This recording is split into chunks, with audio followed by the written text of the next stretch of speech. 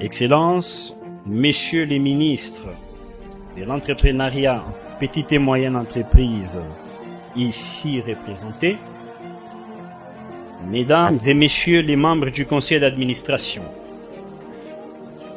Messieurs les directeurs généraux entrants, chers collaborateurs, distingués invités. La cérémonie qui nous réunit aujourd'hui revêt une importance particulière. Elle consacre non seulement la continuité de l'action publique au sein de l'autorité de régulation de la sous-traitance dans les secteurs privés, ARSP en sigle, mais elle illustre également la vitalité de nos institutions capitales et marque une étape importante dans la vie de notre établissement, fondée sur le respect, la légalité et la responsabilité et les services de l'intérêt général. C'est avec sens du devoir accompli que je procède ce jour à la remise des responsabilités qui m'ont été confiées à la tête de l'ARSP. Permettez-moi, avant toute chose, d'exprimer ma profonde gratitude à son Excellence Félix Antoine Tshisekedi Tshilombo, président de la République, chef de l'État, pour la haute confiance qu'il avait bien voulu placer à ma personne en me confiant la direction générale de l'ARSP. Je remercie également le gouvernement, notre ministre des tutelles, les membres du conseil d'administration, les opérateurs économiques ainsi que les institutions qui ont accompagné l'ARSP dans l'accomplissement de ses missions. Mesdames et messieurs, à notre arrivée à la tête de cette institution, nous avons trouvé une sous-traitance caractérisée par une méconnaissance par les parties prenantes de la législation en matière de sous-traitance dans le secteur privé, un refus caractérisé de la part des entreprises principales de certains secteurs tels que les télécommunications, les hydrocarbures, l'industrie et l'aviation, de se conformer à la loi sur la sous-traitance, un certain nombre de pratiques illicites, notamment l'illustration abusive des Congolais comme prête-nom, un accès limité des Congolais au marché dont les seuils ne pouvaient excéder 50 à 100 000 euros, un manque criant de transparence dans la sélection et l'attribution des marchés, empêchant les sous-traitants congolais éligibles de concourir à chance égale aux appels d'offres pour gagner les marchés de sous-traitance. Une publication d'appels d'offres truqués et opaques, parfois en langue étrangère et non officielle. Grâce à une politique managériale claire, une détermination sans faille et un courage inébranlable, nous avons pu faire face à ces différents obstacles.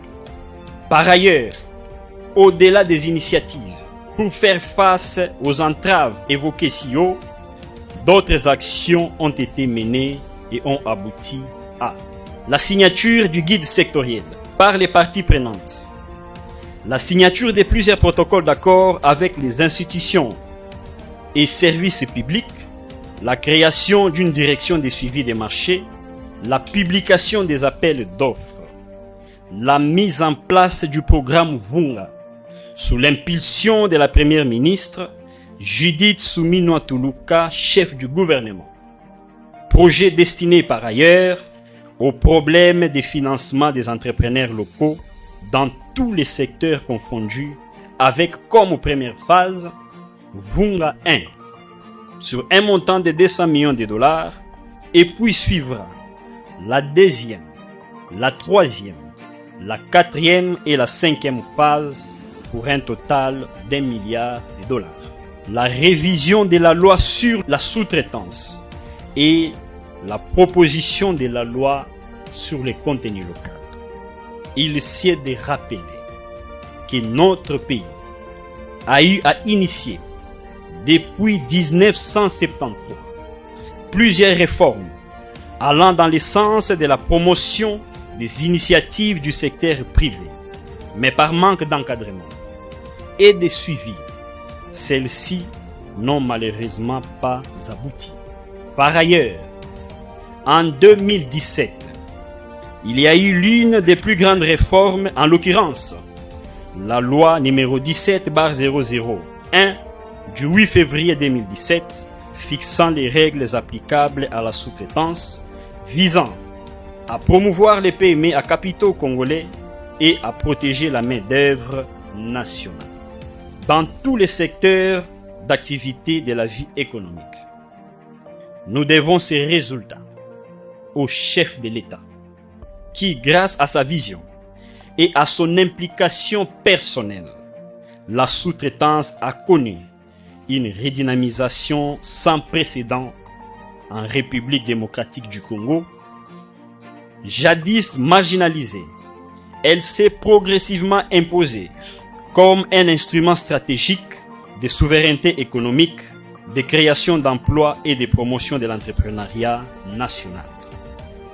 Sous son leadership, l'ARSP a acquis une légitimité nouvelle auprès de l'ensemble des acteurs de la vie économique, s'affirmant désormais comme un levier majeur de l'émergence d'une véritable classe moyenne congolaise. Nous sommes plus convaincus qu'il en sera de même pour la loi sur les contenus locaux. Encore une fois, sous l'impulsion, vient d'être adoptée ce jeudi 9 mai à l'Assemblée nationale. Cette loi accorde aux Congolais la possibilité d'accéder aux parts sociales des entreprises à la hauteur de 20 à 30%. Aux Congolais personnes physiques ou morales dans les entreprises principales. Le droit d'avoir des parts de 5 à 6% du capital pour les travailleurs dans les entreprises dont ils font partie. En effet, si les pères de l'indépendance, Patrice Emery Lumumba, a légué à notre nation l'indépendance politique en consacrant le droit du peuple congolais à disposer lui-même, il est permis d'affirmer que le président Félix Antoine Tshisekedi Tshilombo est en train de poser les fondements de l'indépendance économique de la République. À travers les actions et réformes qu'il impulse en faveur du contenu local et de la participation accrue des Congolais à la création des richesses, il ouvre la voie à un Congo davantage maître de son économie, de ses ressources et de son destin. Aujourd'hui, le nom du président entre désormais dans l'histoire des grands réformateurs du monde, en général, et de l'Afrique en particulier. À l'instar de Hubert Hoover, président des États-Unis, qui a mis sur pied les Buy American Act, Mahatma Gandhi de l'Inde, avec les choix des sites pour la promotion des produits locaux, Deng Xiaoping de la Chine, Olusegun Obasanjo du Nigeria, avec le programme NEEDS, et Nelson Mandela de l'Afrique du Sud avec les BEE, Black Economic Empowerment. Les résultats obtenus sont aussi les fruits d'un effort collectif. Je tiens donc à rendre hommage à tous les cadres et agents de l'ARSP pour leur professionnalisme, leur engagement et leur dévouement. En effet,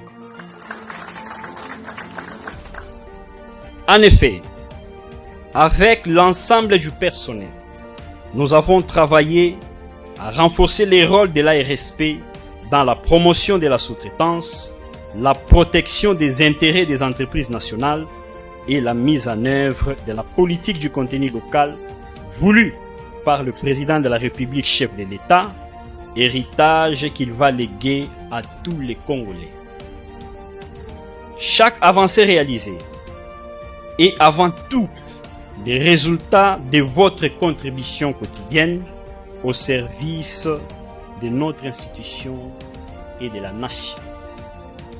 Mesdames et messieurs, au moment où je transmets les flambeaux, je garde les souvenirs d'une expérience riche en enseignement et en réalisation.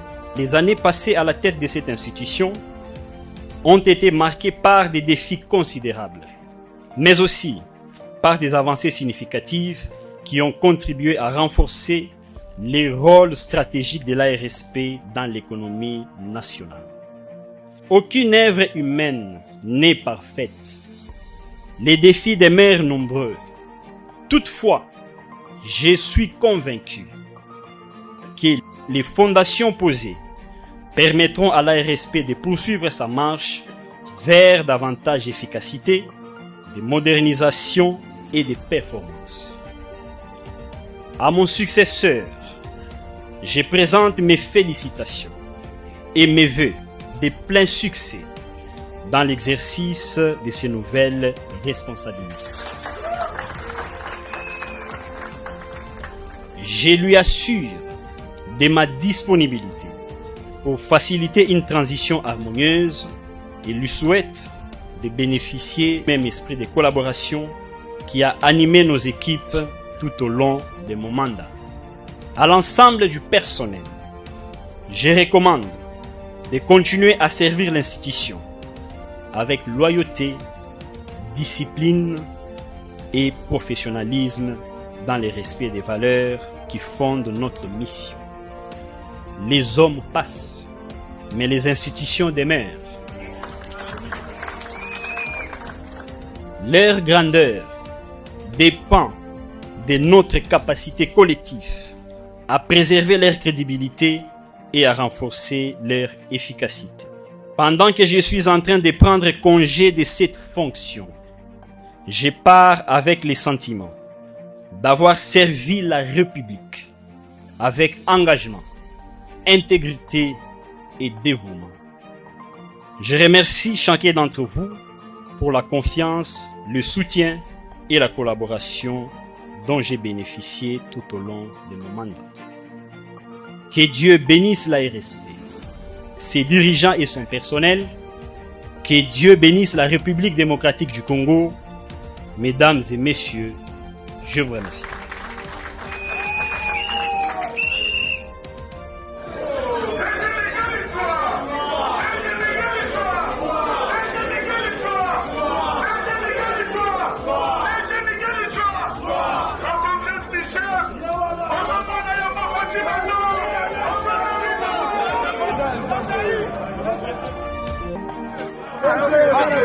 Madame.